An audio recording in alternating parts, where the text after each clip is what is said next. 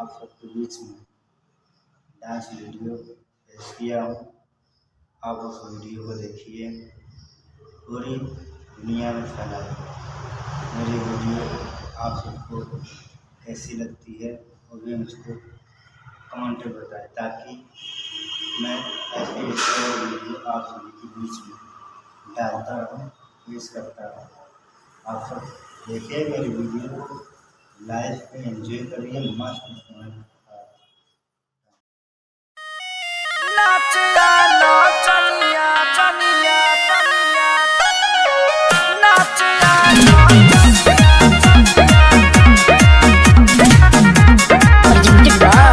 Adishakti films.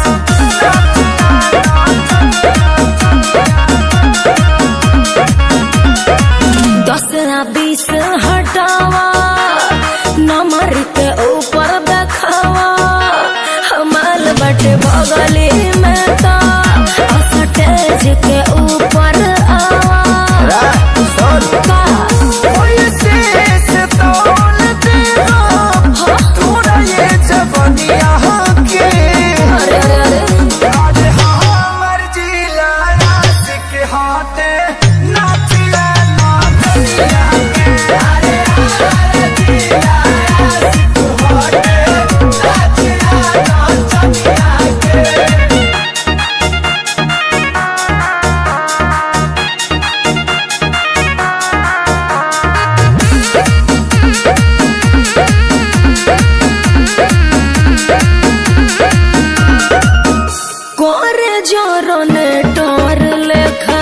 धक धक जियारा नियरा सभे ठेकल चाहता, सटना लागे बड़ी डर एहिजा, छोट चाहे बड़ हमरा भेपर हाथ से कल चाहता।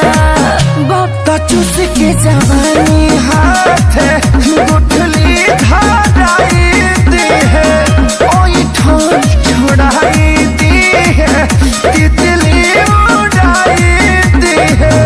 बात मन पे सोना सिवा वाई दे बदनिया के। आई बाप जिला सिक हाथे नाचिया नाचनिया के।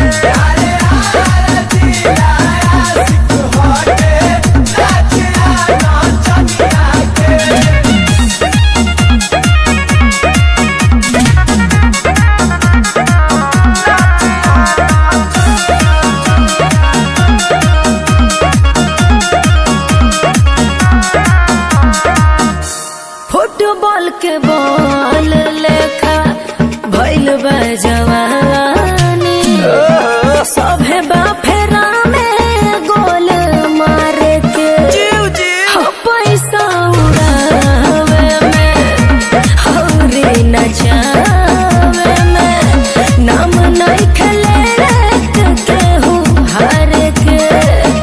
बारूद कोमल काया धनराशि मानाई हो, बेदा विशाल खेसारी के खाके आधाई हो। समय आकाश कहोगी बार तोड़ दुकनिया के।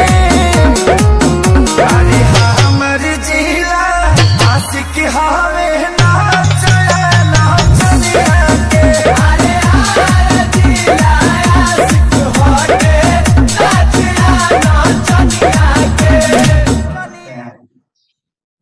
आप सभी को मेरी डांस वीडियो अच्छी लगी होगी, कमेंट करिए, मेरे चैनल पर सपोर्ट करिए। सिकंदर राज के नाम से मेरा चैनल है, चैनल पर आप सब ज़्यादा दुलार प्यार दें, बढ़ाएं, मेरे चैनल को सपोर्ट करें।